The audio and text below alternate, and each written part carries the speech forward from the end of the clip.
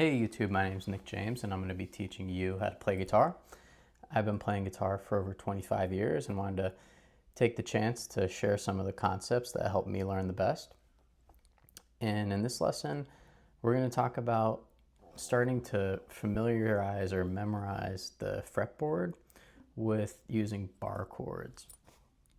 And we went over bar chords in the last video where the E shape and A shape can basically be moved up the neck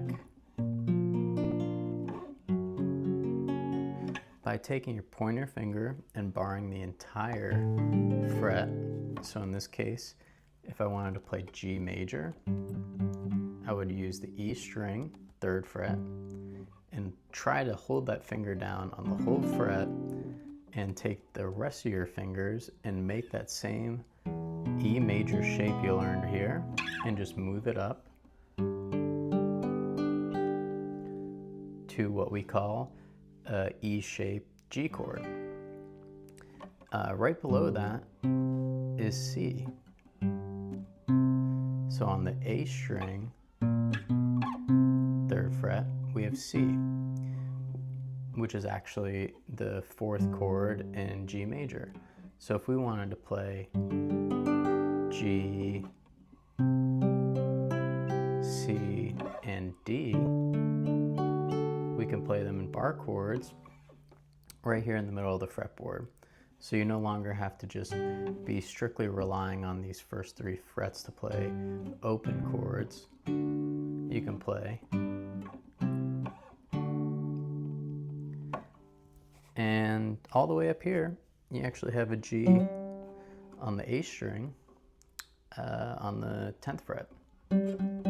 So you would play the A shape there because the root note's on that A string. And then the 4 chord is found right here where C is on the E note, or E string. So that's going to be the 8th fret. And we're going to actually play the E shape. And then right above that is the E shaped D chord. So 1, 4, 5. 1, 4, 5. And this will help you start to map out the fretboard because you're going to play guitar and maybe, a few keys, G, C, E, maybe A and D, but that's really it. So don't stress yourself out about learning every single note on the guitar immediately. Start by learning the first 2 strings because those are where your bar chords are going to be found. And a good way to practice this is to maybe just use the E string. So if you want to use that E-shaped G, you can actually move it all the way up to the 8th fret and play C, which is the 4th. And then the 10th fret, which is D major, to play the 5. You could do the same thing on the A string by just playing G major. Then down here on the 3rd fret A string to play C major. And then D major.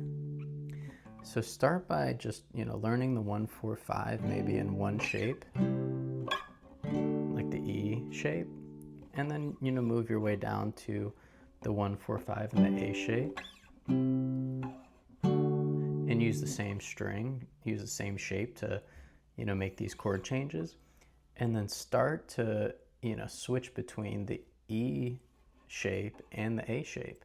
So you have G, C, and D, where you have G, C, and D.